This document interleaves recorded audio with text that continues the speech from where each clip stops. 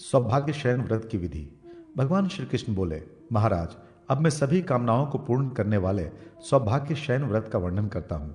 जब प्रलय के पूर्व काल में भू भ्रुव स्वः आदि सभी लोग दग्ध हो गए, तब सभी प्राणियों का सौभाग्य एकत्र होकर वैकुंठ में भगवान विष्णु के वक्ष स्थल में स्थित हो गया।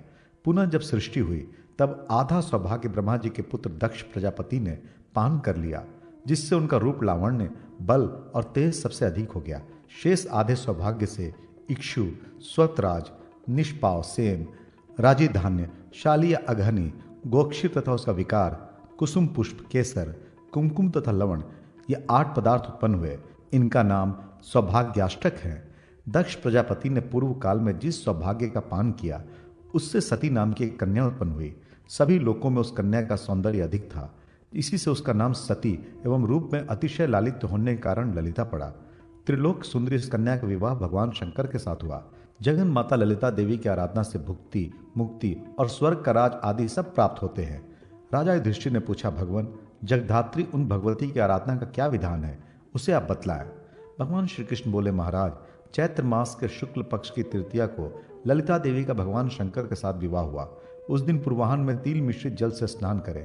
पंचगव्य तथा चंदन मिश्रित जल के द्वारा गौरी और भगवान चंद्रशेखर की प्रतिमा को स्नान कराकर धूप, दीप, नैवेद्य तथा नाना प्रकार के फलों द्वारा उन दोनों की पूजा करें। इसके बाद इस प्रकार अंग पूजा करें। ओम पटलाय नमः, ओम शंभवे नमः, ऐसा कहकर पार्वती और शंभु के चरणों की, त्रियोगाय नमः, ओम शिवाय नमः से दोनों के गुल्फों की, विजयाय नमः, ओम भद्रेश्वराय नमः से दोनों के जानुओं की, ओम ईशान्याय नमः, ओम हरिकेशाय नमः से कटी प्रदेश की, ओम कुटवये नमः, ओम शूलिने नमः से कुक्षियों की, ओम मंगलाय नमः, ओम शर्वाय नमः से उदर की, ओम उमाय नमः, ओम रुद्राय नमः से कुच द्वय की, ओम अनंताय नमः, ओम त्रिपुरघ्नाय नमः से दोनों के हाथों की पूजा करें।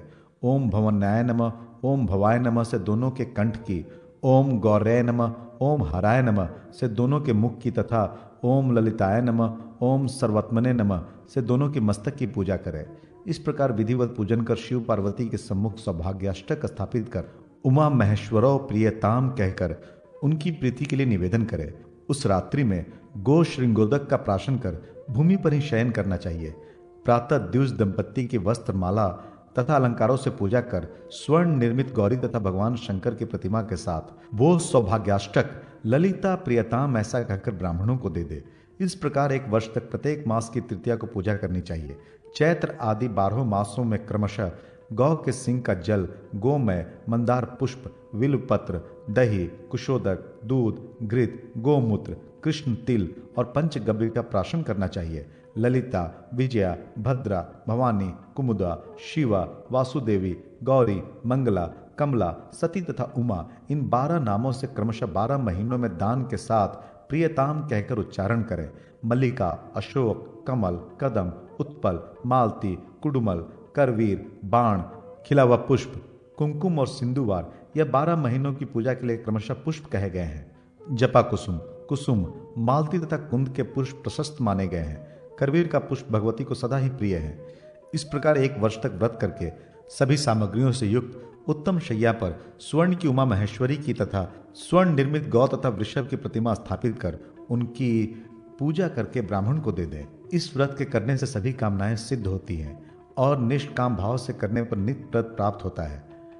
स्त्री, पुरुष अथवा कुमारी जो कोई भी इस सौभाग्य शमन नामक व्रत को भक्ति पूर्वक करते हैं, वे देवी के अनुग्रह से अपनी कामनाओं को प्राप्त कर लेते हैं। जो इस व्रत का महात्म्य श्रवण करते हैं, वे दिव्य शक्ति प्राप्त कर स्वर्ग में जाते हैं। इस व्रत को कामदेव, चंद्रमा, कुबेर तथा और भी अन्य देवताओं ने किया है, अतः सबको यह व्रत करना चाहिए।